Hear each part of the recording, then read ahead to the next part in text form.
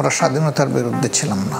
আমরা বরঞ্চ স্বাধীনতার সঠিক সুফল পাওয়া যাবে না ভারতের সহযোগিতায় যদি দেশ স্বাধীন হয়, সেই জায়গায় আমরা আশঙ্কা করেছিলাম। জামাত ইসলামী কখনো স্বাধীনতার বিপক্ষে ছিল না, তবে ভারতের সহযোগিতায় স্বাধীনতা আসলে দেশের জন্য সুফল বয়ে আনবে কিনা সে নিয়ে সন্দেহ ছিল বলে জানিয়েছেন জামাতের আমির ডাক্তার শফিকুর রহমান। তিনি জানান, পাকিস্তানের নিপীড়ন ও শাসক গোষ্ঠীর বিরুদ্ধে দেশের মানুষ ফুঁসে উঠায় মুক্তিযুদ্ধ অনিবার্য হয়ে উঠেছিল এবং স্বাধীন বাংলাদেশকে পরবর্তীতে তারা মেনেও নিয়েছেন।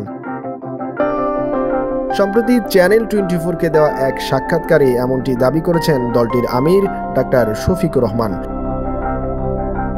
স্বাধীনতা পরবর্তী রাজনীতি কঠিন হলেও গত ১.৫ দশকে অনেকটা কোণঠাসা ছিল বাংলাদেশ জামাত ইসলামী। যুদ্ধ অপরাধের অভিযোগে দলটির শীর্ষ নেতাদের ফাঁসি দেয়া থেকে শুরু করে সবশেষে তাদের নিষিদ্ধ করা হয়। সব মিলিয়ে বেশ কায়দা করে রাজনীতির মাঠে টিকে থাকতে হয়েছে দলটির নেতাকর্মীদের। ৫ আগস্টের পট পরিবর্তনের পর থেকে অনেকটাই স্বস্তির সময় কাটাচ্ছে জামাত ইসলামী। নানা প্রতিকূলতা পেরিয়ে আসা দলটির উত্থান পতন প্রসঙ্গে জামাতের আমির বলেন, আওয়ামী লীগে ক্ষমতায় এলে নিষিদ্ধের প্রসঙ্গ ঘুরে ফিরে আসে। তিনি আরো বলেন, নিষিদ্ধের রাজনীতি তাদের সমর্থনের বিষয় নয়, এটি মূলত জনগণের আকাঙ্ক্ষার উপর নির্ভরশীল।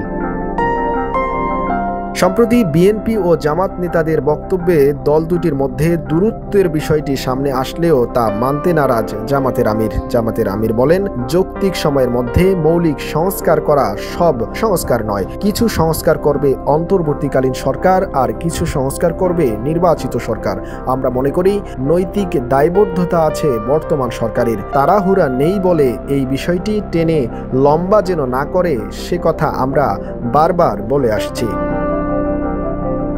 ১৯৭১ সালের স্বাধীনতা যুদ্ধের প্রসঙ্গ নিয়েও খোলামেলা কথা বলেন ডাক্তার শফিকুর রহমান। মুক্তিযুদ্ধে জামাতের ভূমিকার ভার জনগণের উপর ছেড়ে দিতে চান তিনি বলেন, আমরা স্বাধীনতার বিরুদ্ধে ছিলাম না, আমরা আশঙ্কা করেছিলাম ভারতের সহযোগিতায় যদি দেশ স্বাধীন হয় তাহলে স্বাধীনতার সুফল পাওয়া যাবে না। এরপরেও এটা সঠিক যে জামাত চেয়েছিল এক পাকিস্তান, কিন্তু পরবর্তীতে পাকিস্তানের শাসক গোষ্ঠী তাদের নিপীড়ন, নির্যাতন, খুন এবং বিভিন্ন ধরনের অপকর্মের কারণে সারা জাতি ফুঁসে উঠেছিল। মুক্তিযুদ্ধ অনিবার্য হয়ে উঠেছিল। সেই মুক্তিযুদ্ধ হয়েছে, দেশ স্বাধীন হয়েছে। এরপর স্বাধীন বাংলাদেশকে আমরা আমাদের কলিজা দিয়ে ভালোবেসে কবুল করে নিয়েছি। জামাতের আমির আরো বলেন, তখনকার সময়ে আমাদের চিন্তা বিজয়ী হয়নি, সেই সময়ে আমাদের চিন্তা পরাজিত হয়েছে, আমাদের সিদ্ধান্ত পরাজিত হয়েছে।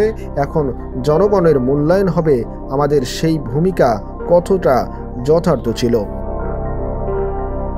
রাজনীতি সমাচার, নিউজ ডেস্ক।